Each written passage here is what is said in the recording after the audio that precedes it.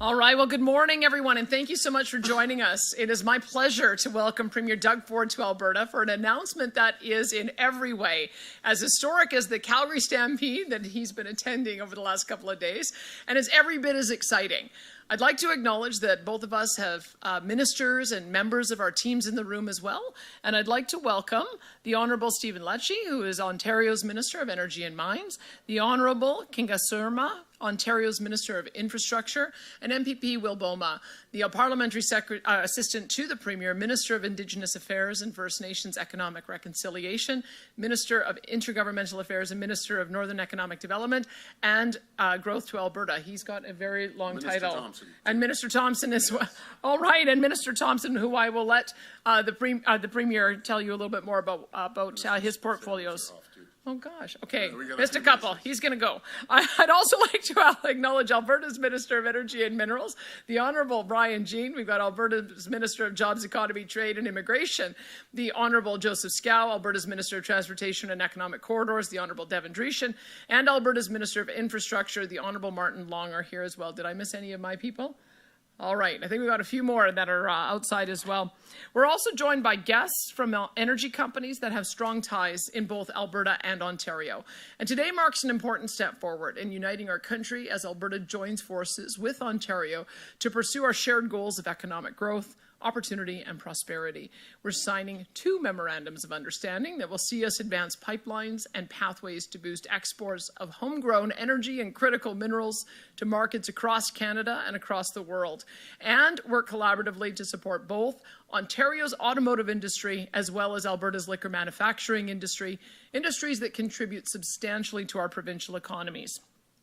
The first of these agreements formalizes our commitment to working together to maximize the economic value of Canada's energy resources and enhance Canada's energy security and global competitiveness. We're uniting with Ontario to amplify our voices and double down on our efforts to carve a path forward together for Alberta, for Ontario, and for Canada. Through this agreement, we'll work together to explore ways to improve networks and corridors that better connect our energy and critical minerals to markets here at home, as well as international markets around the globe. We'll focus on supporting industry efforts to build oil and gas pipelines and refining, processing, and supply chains for energy and critical minerals between Alberta and Ontario.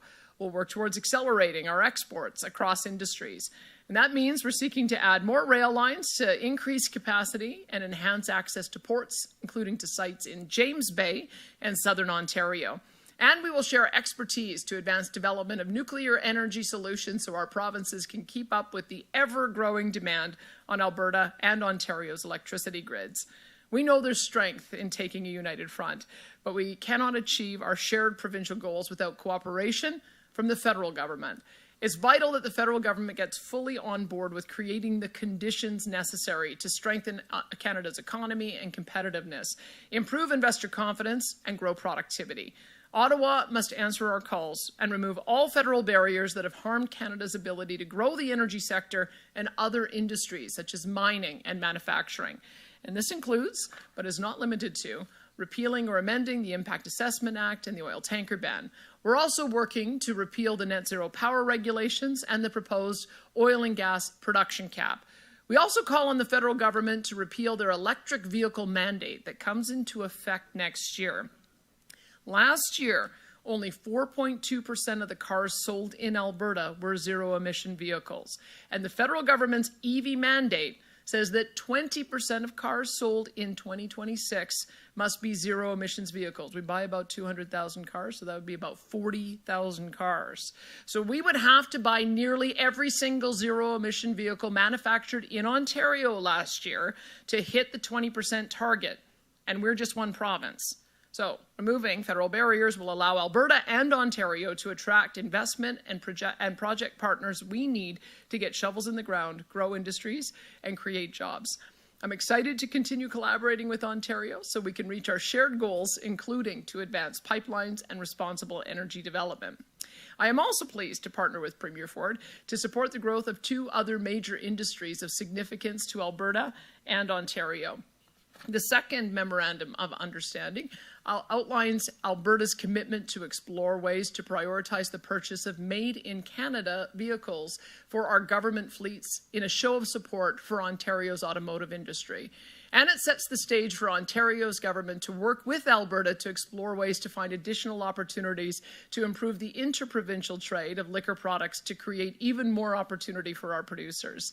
Today's signing marks an historic partnership founded in a mutual ambition to reach the full potential of our provinces, to grow our list of global customers for our energy resources, and to achieve long-term prosperity for all Canadians. I'll now turn it over to Premier Ford to speak more about today's MOUs.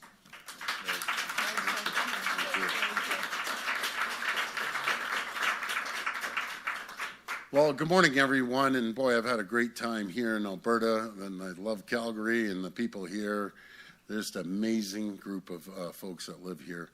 It's my pleasure to be here with so many members of our government. I know you run through them. I'm going to run through them one more time. Minister Lecce, Minister Surma, Minister Thompson, Minister Oosterhoff, and PA Will Boma. I want to start by thanking my friend Danielle, Premier Smith. Thank you for hosting us with this great city of Calgary and mine. You know, I got to tell my friends in Ontario, you want to come to a happening place, come to Alberta, come to the Stampede. You're going to have a great time in this beautiful province of Alberta. It's absolutely stunning here. Nothing showcases the wild rose spirit like the Calgary Stampede. The people of Alberta have been such gracious hosts. Thank you for your hospitality. Friends, I'm here with Premier Smith today because it's never been more important for Canadians to stand united from coast to coast to coast. President Trump's tariffs and the economic uncertainty they've created, they're hurting workers and businesses in every part of our great country. Steelmakers and aluminum workers in Ontario and Quebec, fishermen and women in British Columbia and Atlantic Canada, farmers across the prairies, including right here in Alberta, miners across Canada's beautiful north. No region has been spared. In the face of uncertainty, Canadians are coming together to stand up for our country and build a stronger, more united Canada. That's why just a few weeks ago, Premier Smith and I were in Saskatoon to sign a historic agreement to unlock free trade between Alberta and Ontario.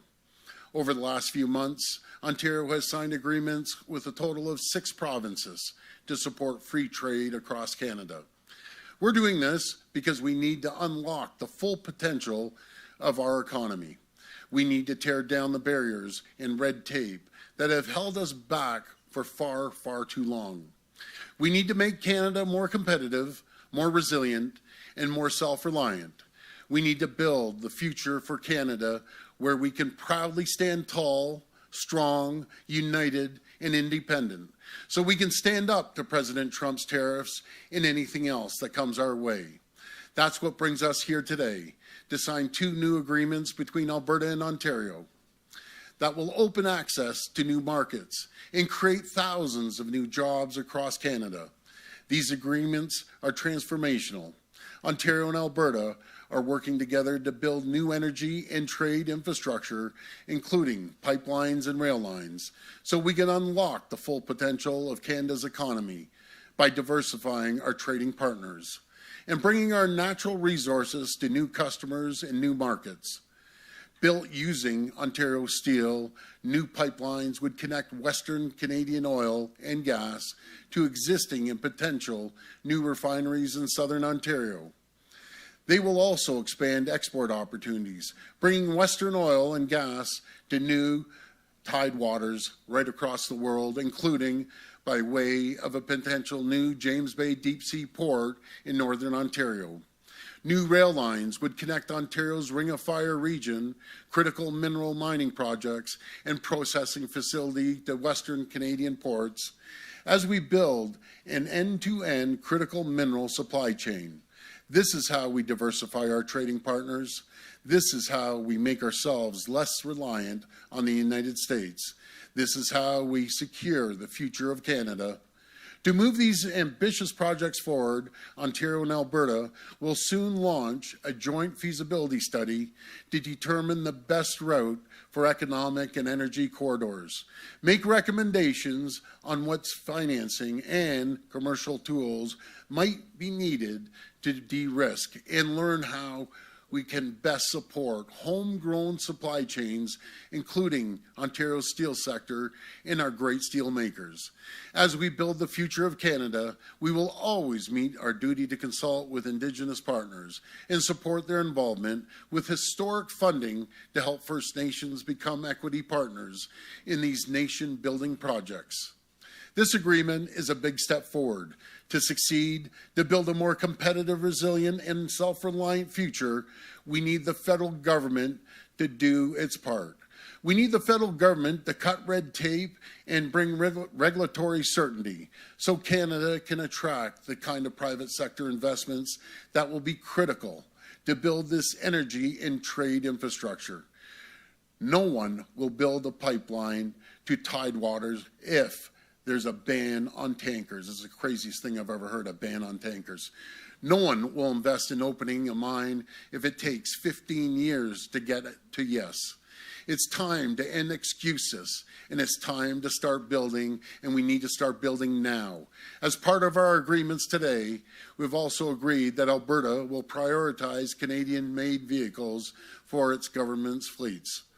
For our part, Ontario will support the increased availability of Alberta beer, wine, and spirits, and they have some great wine and spirits and beer coming. You could just see it outside. Everyone's having a few cold ones on Ontario store shelves.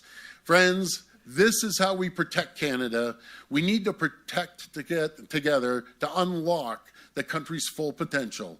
We need to build infrastructure that will bind Canada together and support workers in every part of the country. We need to respect and celebrate every province, every territory, and do everything in our power to help workers, businesses, and communities thrive. I'm honored to do my part to help the amazing people of Alberta, and I thank my friend, Premier Smith, for helping the people of Ontario. We're going to keep working to build Canada. We're going to stand united. We're going to protect the true north, strong and free. Thank you, and may God bless the people of Canada. Thank you. I think I'm going to the far end.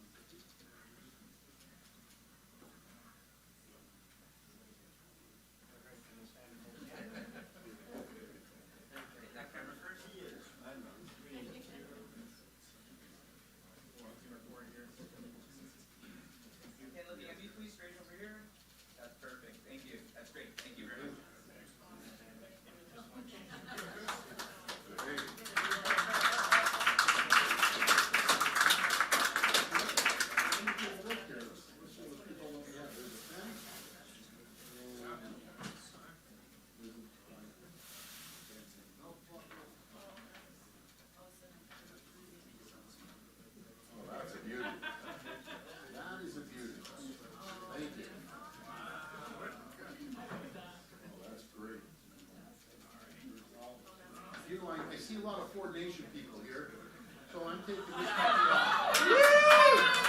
Hold on. You're taking my belt off.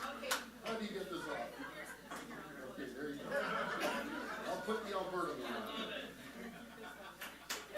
That's a beauty. Good job.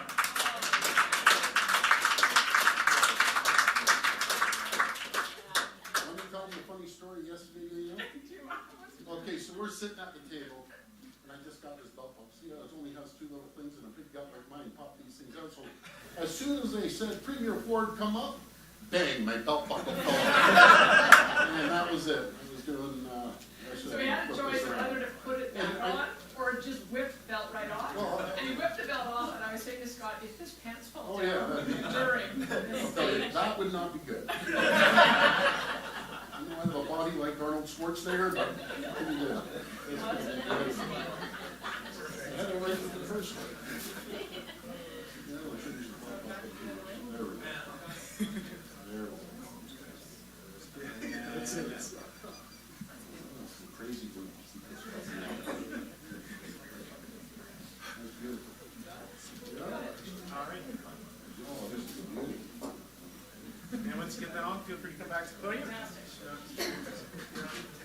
So we'll start the media Q&A here in a minute. We are on a tight schedule, so if we keep the questions short, we'll try to have the premiers keep their answers short as well, so we can take as many questions as possible. We'll start off with questions here in the room first. One question, one follow-up. State your name and outlet for the record. And we'll start off with our first at the mic. I'll just wait for him to get his belt sorted out. This is a beauty. oh yeah. Oh yeah.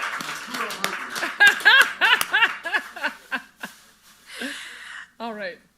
We're good. Go ahead. Emma Graney with the Globe and Mail. On the pipelines front, I'm curious what your actual plan is there. There's not necessarily a whole lot of love for oil pipelines necessarily heading east. So what can we expect in terms of concrete, where it might start, where it might go? Well, first of all, I'd say we have done lots of polling on the attitude towards pipelines. And in every single province, it's a majority, and in some cases well above 70%. And I don't think Ontario is any different. Ontario, I think, knows that with Line 5 right now, it goes through Michigan to feed Sarnia, and that is puts them in a precarious position. The governor of Michigan has been trying to shut that pipeline down for years. And so we have always felt that having a Made in Canada solution with a pipeline option going to not only Ontario and Quebec, it just makes sense from an energy security point of view. And the world changed in November. And I think Canadians understand that we've got to start acting like a country. We've got to start supporting each other. And I think that is the prevailing sentiment in the country. But I'll let Premier Ford speak for his own people. Well, thank you, Premier Smith. Premier Smith was bang on. We have the governor of Michigan constantly threatening to close down the pipeline. Do you know the disaster that would create in Ontario? It would basically shut down Pearson International Airport, largest airport in the country. Prices would go through the roof. I'm tired of relying on the United States, and let's make no mistake about it. I love the U.S. I love the American people. But there's one person that's causing a problem right now, and that's President Trump. We want to move forward. We want to build the AMCAN fortress. But the days of relying on the United States 100%, they're done. They're gone. We're going to start being reliant and self-reliant on each other. We have the strongest. We're an economic powerhouse in Canada. We're going to continue growing, free trade being one within all the provinces. That will add over $200 billion to our economy, anywhere up to 6% of our GDP. We have to start diversifying our trade right across the world. People would love great Alberta oil, that love products, critical minerals from Ontario. That's what we start doing, and stop being reliant on our neighbors to the south, because there's uncertainty right now and it's hurting our country.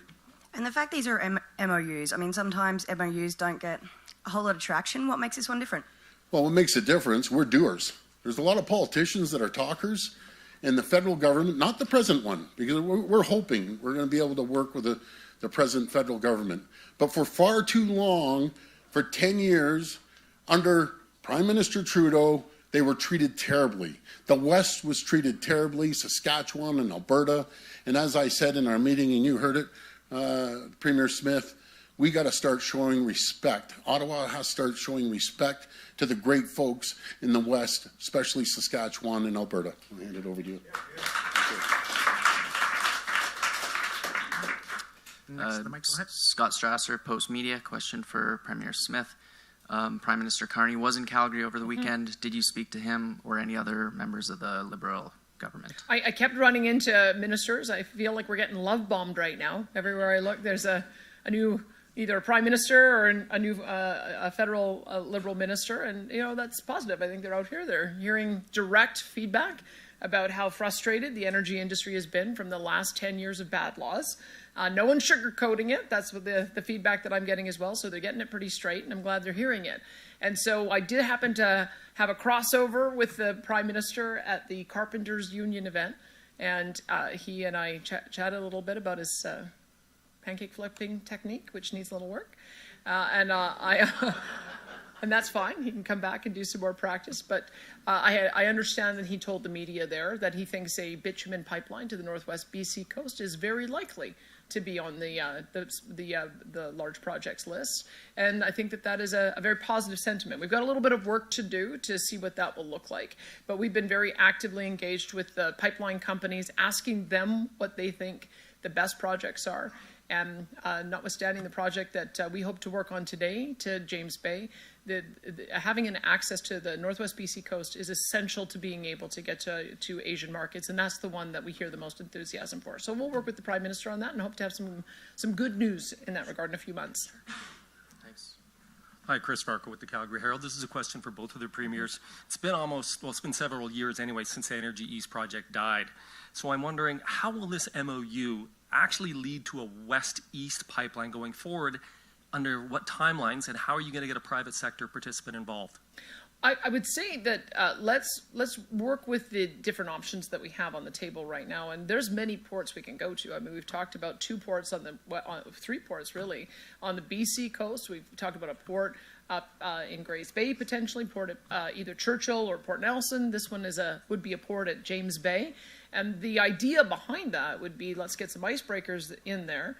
Maybe build out some additional rail and road infrastructure. And then it could be a multi-purpose port, not just for oil pipelines, gas pipelines, propane, but also food, fiber, manufactured goods, and critical minerals. That to me is where I think that I would like to go with this MOU with the Premier of Ontario.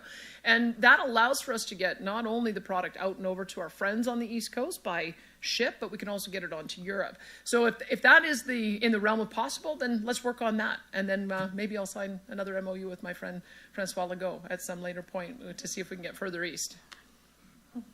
Well, you're asking about investment. First of all, you have to get the buy-in from the provinces, and we're going east, and I'll tell you, Ontario is 100% in on this project. We had the opportunity, myself and Premier Smith, to meet with a tremendous amount of business people in the energy sector. And I'll never forget, as one person said, there's tens of billions of dollars we want to invest in Canada, but the regulatory burden is just ridiculous. I don't want to bring my money down to Texas. I don't want to bring it down to North Carolina. These are the opportunities and the jobs we're losing, Canadians are losing, because just regulatory bodies and it's just red tape, regulation. We need to get rid of all the red tape and regulations. We could be the most prosperous, strongest, richest, wealthiest country in the entire world. You know, I'll never forget when I met with our First Nations partners when I was in Toronto, and one of the chiefs said, we could be like Saudi Arabia. I almost jumped over the table and hugged the guy. This is the mindset we need. We need everyone working together. We need to give prosperity to everyone, including First Nations communities, the provinces, the territories, our great country, and most important, the people of Canada. That's what we need to do. There has never been an opportunity that I've seen that the province, the federal government, First Nations communities are working together, and that's how we make things happen, and that's how we become the most prosperous nation in the entire world. Follow-up question for Premier Smith. Looking west to the Port of Prince Rupert, you've talked about having discussions with pipeline companies. What's the status of those talks? And what's also the status of the talks with the Pathways Alliance Are you confident you can get a deal on both fronts this year? We are linking those two projects together. I know that the Pathways group of companies have been advocating for their Pathways project for some time, and even predates me. And it's a net zero by 2050 proposal that would include carbon capture, utilization, and storage, would include decarbonizing production through things like perhaps hydroelectric power, maybe small modular reactors. That's part of their plan. And then direct air capture for kind of that last mile. And we've got carbon engineering that is returning to Alberta, and a direct air capture facility in central Alberta as a result of that. So I feel like they have done a lot of work on scoping out what that project would look like. I know that they have been talking with the federal government. The federal government has expressed enthusiasm for that, but we have said that you can't just add $20 billion of additional cost to the industry. There has to be additional revenues to pay for it. Whether you are able to use the CO2 for enhanced oil recovery, that becomes a revenue stream, or whether you're able to build a new bitumen pipeline for export. If we had a 1 million barrel per day bitumen export pipeline off the West Coast, that would generate at today's prices $20 billion a year for GDP, of which governments get, somewhere around 40% of that, year after year after year. So you put that into context over a 20 or 30 or 40-year period with a $10 to $20 billion investment in carbon capture, that makes sense. But just putting additional cost on an industry and then threatening them with production caps through an emissions cap, that doesn't make sense. So those two conversations have to happen together. I would hope that we would see... It needs to be fast. I would hope that if we're going to have a 2 years to yes, then we have to have a months to first step, right? So I'm intending for there to be, we would hope be able to move forward by the fall, that we would have something concrete. I'd love to see it on the project list by the fall. We have time for a couple more questions. We'll go to next. Chris Brown, Cross Border Network. This question is for Premier Ford, actually, and then I'm hoping that Premier Smith can respond as well.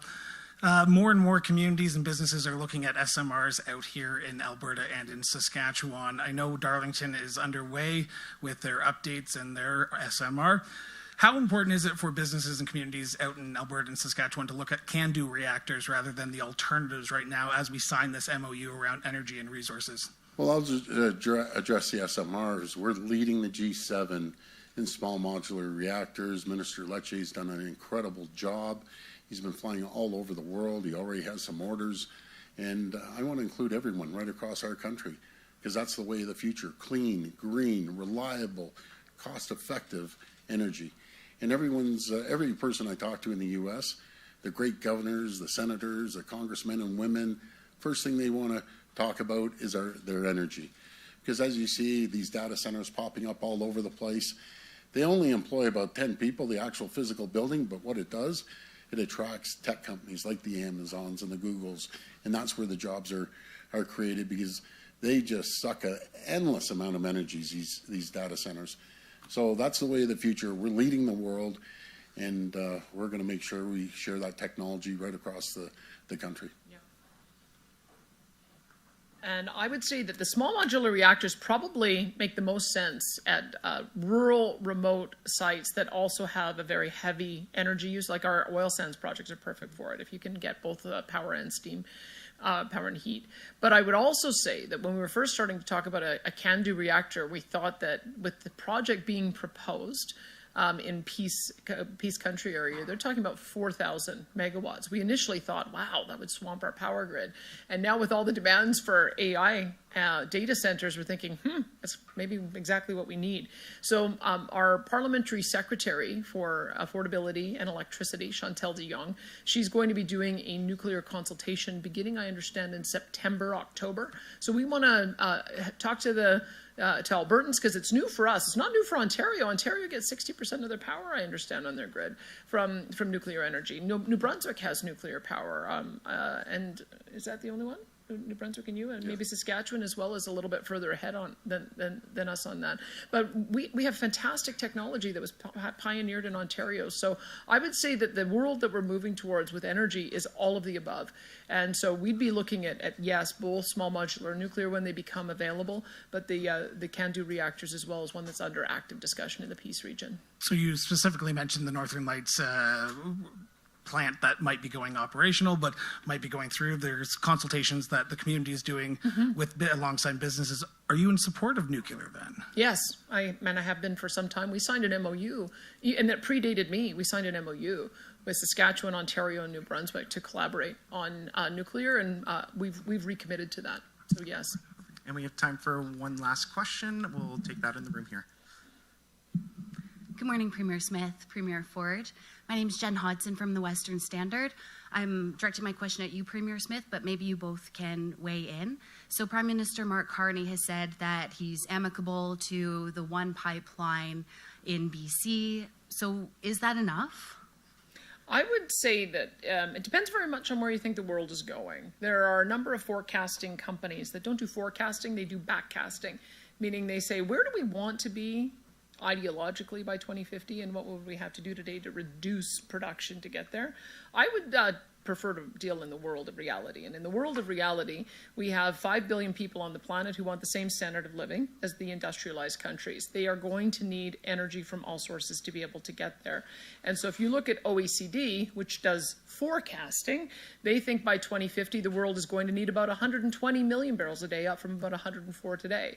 So if it's a growing market, I think the world would benefit from having more supply from a reliable, friendly, safe neighbor like Canada, especially with the heavy oil product that we provide, because it gives a lot of options in developing asphalt, building materials, lubricants, petrochemicals, and so on. There's a lot of versatility in the product. So we are very much of the view that if we're going to see a growing share, Canada should have a growing share, and Alberta should have a growing share. So if we'd had the Energy East, if we'd had Keystone XL, if we had Northern Gateway, we would be producing 2.5 million barrels a day, more than we are today. That would have been generating somewhere in the order of, $60 billion a year in revenue for the country. And that would have, and as again, 40% of that revenue going to various governments. That would go a long way towards allowing us the dollars that we need to meet our NATO international target for spending, or any of the social programs that we value. And I think that this is maybe the new understanding that we need to have. If you want to provide the supports for your people, you have to generate the revenue so that you have the money there. The model we've been using for the last 10 years has been borrow, borrow, borrow, print money, and see inflation. It doesn't work. How about we try a different approach? Let's make sure that every single part of our economy is ticking on all cylinders. Let's make sure that all of our wealth creators and job creators have the ability to do that. And then governments can talk about what their priorities are for the revenue that gets generated as a result. That's the world I think we're moving to. So I'm of the view that there's probably room for more than one pipeline, probably several. Well, thank you for that, Premier Smith. I've been promoting building pipelines west, east, north, and south. As you just heard Premier Smith say, 2.5 million barrels is our potential. And that's just in Alberta. That's not talking about our great neighbor, Saskatchewan, and up in Newfoundland, Labrador, and a few other places. That's what we need to do. We need to be an economic powerhouse, an energy powerhouse around the world. And we need the $60 billion, as Premier Smith said, to build our infrastructure, healthcare. And rather than just, as you were saying, Premier Smith, rather than just continuously print money, that hasn't worked. We need to unleash the opportunities, no matter if it's the great oil here in Alberta or the critical minerals or the energy that we have in Ontario. That's what we need to do. The door is open. We need to go through that door and tell the world Canada is open for business. Thank you. That's awesome. Thank you. Thank you so much. Thank you. Thank you. And just to follow up on that, so do you believe that Prime Minister Carney is actually going to play ball, or is he just talking the talk? Well, there'll be a moment where the rubber hits the road. Like, you can only talk the talk for so long before you start putting some real action around it. That's why I've been saying I'd like to see by the fall. That's my target, is to try to get our projects on the project list by the fall. I don't know if you. Well, let's give Prime Minister Carney opportunity, and there's going to be a time that we're fully in or we aren't. And I'll tell you one thing: Prime Minister Carney is no Justin Trudeau. He's a business mind. He's run massive multi-billion-dollar businesses, and he's bringing the business approach to the federal government that hasn't had that approach in the last 10 years. He wants to get things going. He comes from Alberta. He believes in prosperity, opportunity. He believes in cutting waste, because we've seen the government, federal government, grow by 40%. So I have all the confidence that he's going to listen to the premiers and straighten out the federal government once and for all and get rid of the red tape and regulations. And let's see what happens there. But I'm giving Prime Minister Carney the benefit of the doubt. So far, so good. And I wish him all the best with dealing with President Trump as well, because that's going to be a big area of we can get rid of the uncertainty. But thank you, everyone. Again, Premier Smith, thank you for your hospitality. Thank you for this fabulous belt buckle. I'll wear it proudly. And that's it. We're looking forward to coming to your place. Yeah, absolutely. Okay, thanks, folks. Thank you.